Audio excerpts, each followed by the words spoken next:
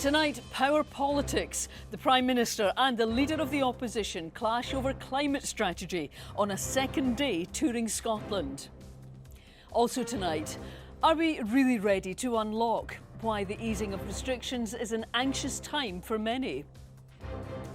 A new lease of life. A young cystic fibrosis patient speaks 1 year on since the wonder drug which changed her life was approved for use in Scotland. The amount I've been able to do over the last year with COVID in mind, I never thought I'd ever be able to do again. And it's European business abroad for St Johnstone and Aberdeen. I'm Andrea Brymer. This is the STV News at 6, live from Aberdeen.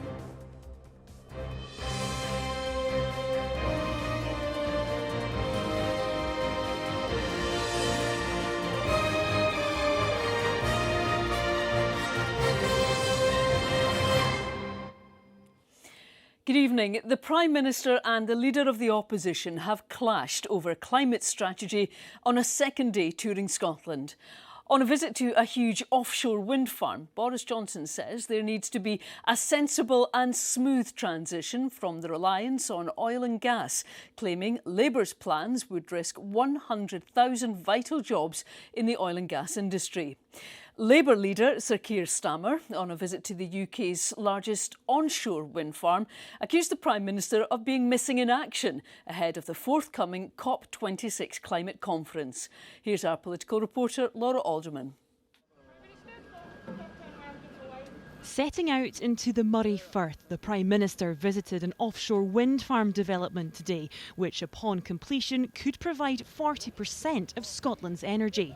But while promoting green energy ahead of COP26, Boris Johnson refused to rule out building a new offshore oil field off the coast of Shetland. This was a contract that was signed was agreed in 2001, and we can't just tear up contracts. There's a process to be gone through, but what we need to do is use this incredible potential of wind power, and turbines like this haven't been going up, they've only been going up in the last 4 or 5 years, the size that you're looking at now, and they're going to get even bigger. On dry land, the Labour leader visited a different wind farm, the UK's largest onshore one.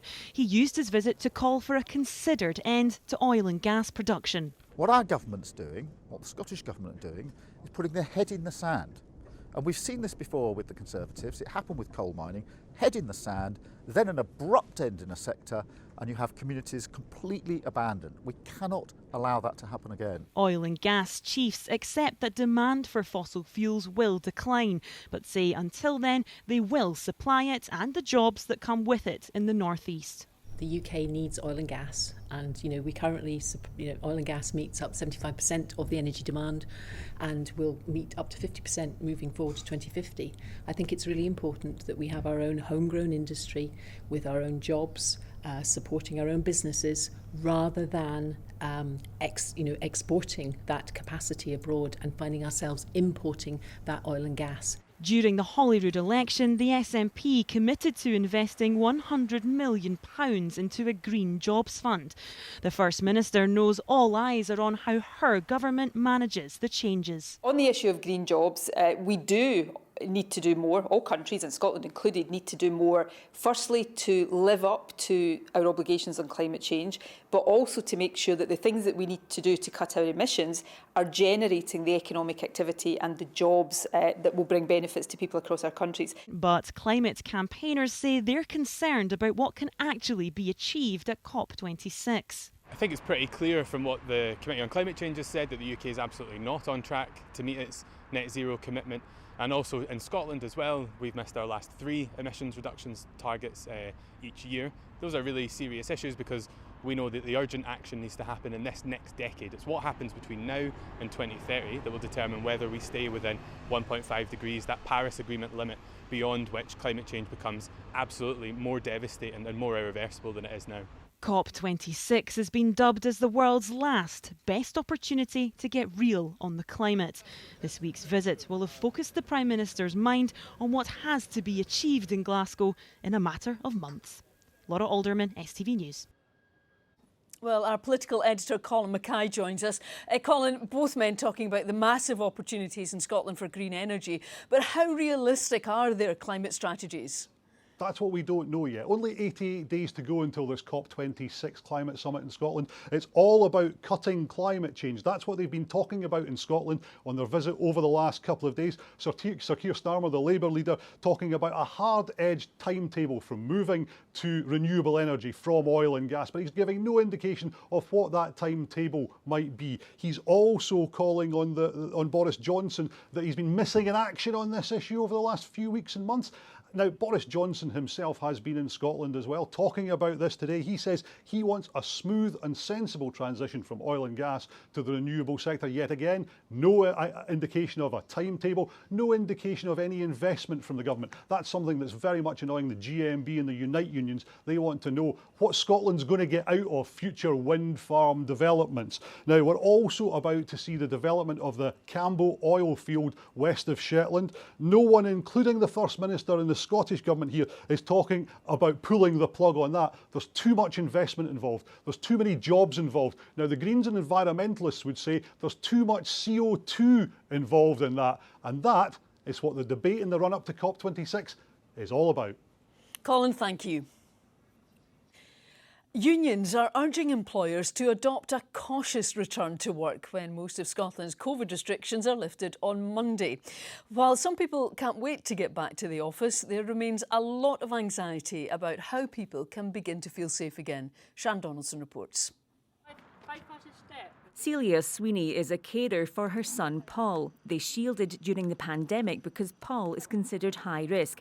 They say they won't feel safe when social distancing ends on Monday. I can't get my head around the dangers that it implies for my son Paul. And if I was to say to someone, OK, you want to go to a disco, but if you had a brother, a sister, an aunt, a sibling, a mum and dad, someone that was close to you that was as vulnerable as Paul, you wouldn't go through that door because you would risk a death sentence to someone that you love.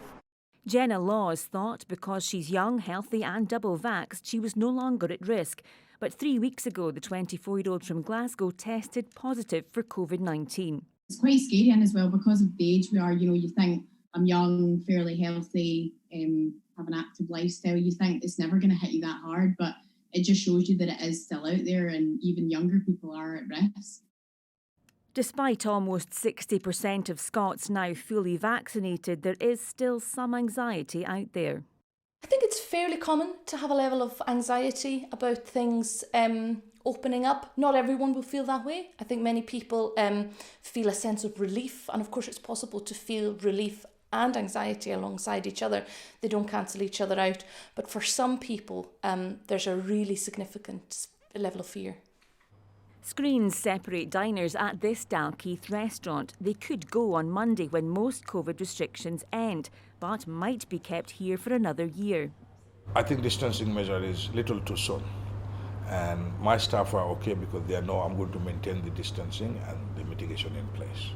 We all need to be very cautious and keep the mitigation for a little bit longer. The latest government statistics today show there are 75,000 long COVID sufferers in Scotland, possibly up to 85,000. In terms of long COVID clinics, we're absolutely looking at what's called the Hertfordshire model, but it is important to say that there are challenges with a long COVID clinic. If you are essentially could be taking away NHS staff at a time when the NHS is under pressure, putting them into a long COVID clinic, taking them away from other services, when actually we're still evolving our understanding of how to treat long COVID. For many office staff returning to work for the first time in almost 18 months, Monday will be a big change. It shouldn't be just a big bang, and that's not what the Scottish Government, I believe, is looking for, a big bang return back to work. It's this phased type of, responsible, sensible move back into office type working should apply. As the country gets ready for most COVID restrictions in Scotland to end, it seems the long-lasting effects of the virus, both physical and mental, aren't going away anytime soon. Sharon Donaldson, STV News. Well, for those keen to get back to normal, it's good news on the travel front with a whole host of changes, which means a summer holiday could be back on the cards. The number of green list destinations is growing and France has been brought back in line with other amber countries. But if you are visiting a red zone, the cost of quarantine goes up. Here's Louise Scott to explain. Well, there is lots changing for travellers. The current amber exemption allows anyone fully vaccinated to return to Scotland without having to quarantine, as long as they have a test that's negative before they fly and on the second day of their return.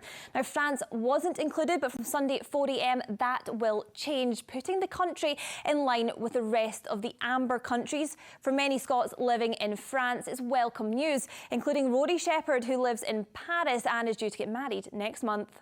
Our friends back in the UK were a bit nervous about everything, and then to have that announced is just kind of taking a weight off the shoulders a little bit. Let's just keep our fingers crossed it stays that way. But yeah, for the sake of my wedding, it's a lot better news. There are 7 countries changing from amber to green: Austria, Germany, Slovenia, Slovakia, Latvia, Romania and Norway. Spain remains on that amber list, but the government has said travellers should remain cautious as they are investigating a new variant there. People are being advised to take a PCR test rather than a lateral flow one before they fly home. What we do need is that consistency, and we still need transparency and as much notice as possible from the UK government before things change. That's what's really going to help in the coming weeks and months if destinations like Spain do have to move category. Some other notable changes include India, the United Arab Emirates, Qatar and Bahrain moving from red to amber. A few countries are also moving to the red list, including Mexico. And managed isolation, or hotel quarantine as it's often known, is increasing by almost £500 to £2,285. Now, most people know to keep a close eye on these changes, but what some might not know is the new passport rules for flying to the EU post-Brexit. You must have 6 months on your passport before it expires, but you also need to look at the issue date, as the EU won't accept passports that are older than 10 years old. We've spoken to one Scot who was caught out when trying to fly to Tenerife. I renewed my passport 10 years ago, 10 months early, because I changed my name and I got married. So that 10 months gets added on. But it's that extra time that's now apparently no longer valid. And they literally said there was no way I was getting on a plane until I had got a new passport. That's something definitely to double check. And the traffic light system will be reviewed in 3 weeks' time, unless there are any changes in the meantime. This week marks 1 year since the transformational cystic fibrosis drug Factual was approved for use in Scotland. STV News spoke to then 24-year-old Hayley Mann from Aberdeenshire on the day the drug was rubber stamped. She was appealing for its use on compassionate grounds as her condition rapidly deteriorated. Now, 12 months on, Hayley is happy and healthy and says she owes it all to the life-changing drug. Brandon Cook caught up with her. This was Hayley Mann just a year ago, struggling to breathe with potentially just months to live and pleading for a new drug not yet approved. I would be planning to do all the things that I've got planned to do,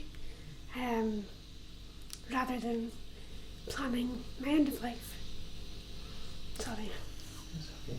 But just hours after this interview, the cystic fibrosis wonder drug Factual was approved for use in Scotland. The weeks following would transform her life. Yeah. This is her now, off oxygen, back to work and enjoying feeling healthy. So Hayley, how are you feeling? Fantastic. Yeah, to describe it in one word, fantastic. If we were sitting here this time last year, which we were, could you imagine what life would be like now after this drug? Yeah, I don't know what I expected, but because it was a last resort, you know, if it's a last resort, you try. But yeah, it's definitely 100 times exceeded anything that I thought would happen. Just before this time last year, I was sort of bedridden, and when I say bedridden, I mean downstairs because I couldn't get myself upstairs. Yeah, it was more just I was existing rather than living. Before Factual, Hayley was preparing for end-of-life care. The drug wasn't officially rolled out across Scotland until the end of the month, but her condition was so urgent that she was eventually granted early access on compassionate grounds. It's a bit of a blur last year, if I'm honest, this time last year. We'd been given weeks for Hayley, and we were told that drug, as much as she might get it, it might not work for her because she was so poorly. But we still had to fight for it, and thank God we did. Experts say Factual has exceeded all expectations. Truly and utterly remarkable, to tell you the truth. These drugs actually begin to treat the fundamental cause of CF, so they're truly revolutionary. Now, with her whole life ahead of her, Hayley is looking forward to the little things that mean so much. Well, to even just see my little sister growing up and learning new things and doing new things and climb up the stairs and going down the slides with her, just things I never thought I'd be able to do again, is amazing, and she loves it too. I'm just a big kid, so. Brandon Cook, STV News. The creation of Scotland's largest wind farm off the coast of Angus is another step closer to reality, as work to install 12 miles of underground cabling began this week. The £3 billion Sea Green wind farm will help power up to 1.6 million homes when complete. The project will be based nearly 17 miles out to sea, but relies on underground circuits running between Carnoustie and Teeling. It's set to be fully operational by 2023. This project's been on the horizon probably for at least 8-9 years, going back to 2012, going through the sort of various development assessment stage. This is obviously critical because we put the turbines in the water, but we obviously need this key connection to take the power from the wind farm to where it needs to be, and that's obviously in people's homes and businesses to power that. The Prospect Union has hosted a virtual meeting with politicians and council leaders to discuss the ongoing disputes involving their members and HIAL. The airport operator, which runs Dundee Airport, wants to centralise air traffic control in Inverness, with the loss of up to 60 jobs. Last week, airports in the network were hit by a 24-hour strike. It's the first time I've ever been aware of a trade union taking strike action over a proposal which would actually increase their members' pay. Members are that concerned about this that they're prepared to take strike action to defend their services, defend their local communities, even though moving to Inverness would be a pay rise for them. I think that probably speaks to the strength of feeling in this area. People diagnosed with cancer will now be offered support to physically and mentally prepare for treatment. Advice on exercise, nutrition and mental health will be offered at all 8 Maggie's centres in Scotland. The new service was launched at Maggie's in Dundee this morning and is being funded by the Scottish Government. The issue of climate change is to be placed at the heart of Dundee's most popular tourist attraction following a £12 million funding boost. Discovery Point is home to the historic RRS Discovery, which was one of the first vessels to go on a climate change exploration mission in 1901. Felicity Clifford has more. 120 years ago, the RRS Discovery set sail for the frozen plains of Antarctica, with her story becoming part of the fabric of Dundee. That story will be brought to a wider audience after £12 million worth of funding was secured for the museum. This will be a huge game changer for us. Central to the plans are making sure that we secure enough funding to secure the future of the ship. What we want to do as a 98.7% self-funded charity is to try and make ourselves as sustainable as we can for the longer term. The new museum will have a focus on climate change, which is a huge part of the RRS Discovery's story. It was the first ship to go on a climate expedition, and the research brought back by Captain Scott and his crew is still used by climate scientists today. The inside of the building will undergo a transformation, which will include new art, gallery spaces and exhibitions about Dundee's industrial history. An extension will also be built, taking advantage of the views across the River Tay, which set the ship on its historic mission. I think this shows that there's a real momentum behind the city. There's a real aspiration to do more and to enhance what's on offer for folk in the city as well as for visitors. And it comes on the back of the opening of Waterfront Place, but also significant investment in the Science Centre, for example.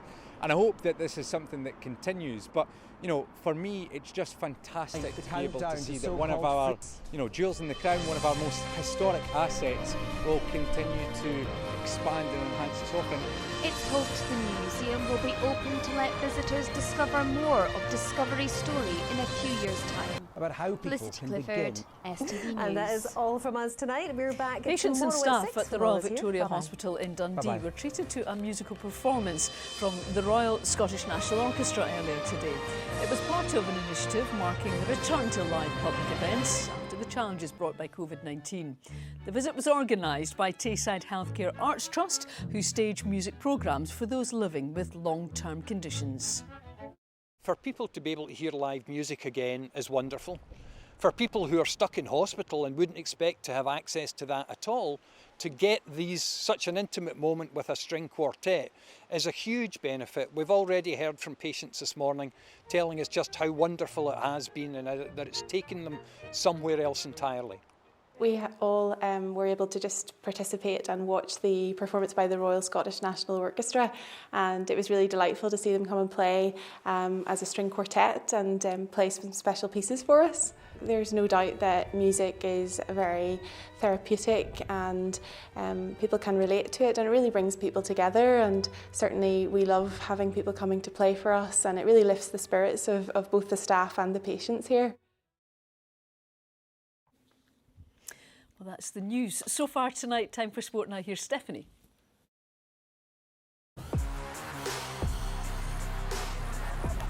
Get your fill of the action. STV Sport, sponsored by Papa John's. A very good evening to you. St Johnstone are hoping to make their mark on the European stage against Galatasaray tonight. Saints are in Turkey for the first leg of their Europa League tie. St Johnstone stunned Scottish football when they enjoyed their most successful season yet last term as they bagged both the Scottish and League Cups. Tonight they're in Turkey hoping to make an impression on the European stage when they face the tough task that is Galatasaray. It marks Callum Davidson's first European tie as Saints boss. It's a great experience for these guys to play against a team like Galatasaray.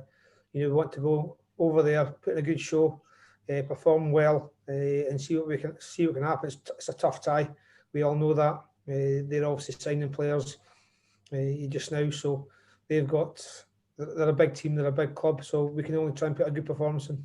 As well as Galatasaray, Saints will have to deal with the heat in the Turk Telecom Arena, but they're no strangers to European football. There's a lot of players that are still playing here that have played in Europe, and they've got the experience, so we'll obviously be speaking to them, but there's a lot of us younger players that have never played in Europe, and it's a really exciting time and to make our European debut against a team like Galatasaray. Saints are determined to return to Perth with a positive result to take into next week's second leg at McDermott Park. Well, Aberdeen are targeting a win when they take on Breidablik tonight. The Dons head into the Europa Conference League tie at Iceland's National Stadium in confident mood. Here's Ryan Marr. Aberdeen warming up in Iceland. Tonight the Dons face Breidablik in the first round of the Europa Conference League third qualifying round. The Pittodrie side head into the game brimming with confidence following their win over Dundee United in their opening Premiership fixture of the season. We know it's a dangerous game, but we look after ourselves and we plan and we prepare and we do our homework, and we think we'll be good enough to go through. But there's another team sitting on the other side of the fence thinking you're not. So it's the same challenge as always. And it's Andy Considine with the opener for Aberdeen. Stephen Glass's men have already shown they mean business on the European stage following their 5-3 aggregate win over BK Häcken, and the players have one eye on the group stages. Of course, obviously lucky to have had a taste of it back 2007-2008, and it did absolute wonders for the fans, for the city, for everybody involved, players, staff, everyone, and I would love to have that feeling again. Meanwhile, Aberdeen hope to have Pittodrie at full capacity for next week's return leg. The Dons are hopeful an application to the City Council asking for a full stadium for the rest of the season will be approved. Ryan Marr, STV News. On to the Olympics now, and Aberdeen runner Zoe Clark is through to tomorrow's final in the 4x400 metre relay. It was another busy day for the Scots in Tokyo, as Ronnie Charters reports. Day 13 of the 32nd Olympiad, and it was semi-finals day for the Scots involved. In the velodrome after Jason Kenny's elimination from the individual sprint, the hopes of Team GB fell on Jack Carlin's shoulders.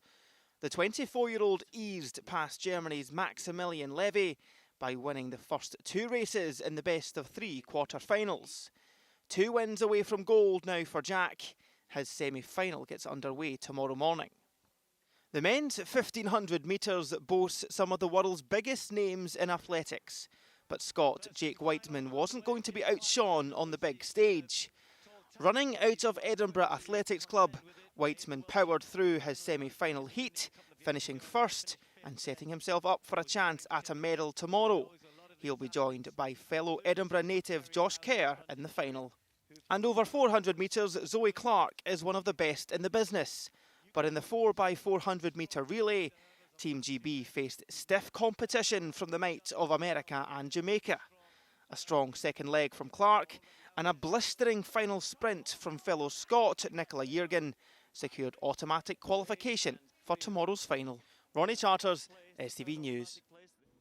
And eyes will also be on Laura Muir tomorrow. Good luck to them. That's all the sport from me for tonight. Get your fill of the action. STV Sport, sponsored by Papa John's. Well, let's see what's happening up in the skies for the next couple of days. Here's Philip with the weather.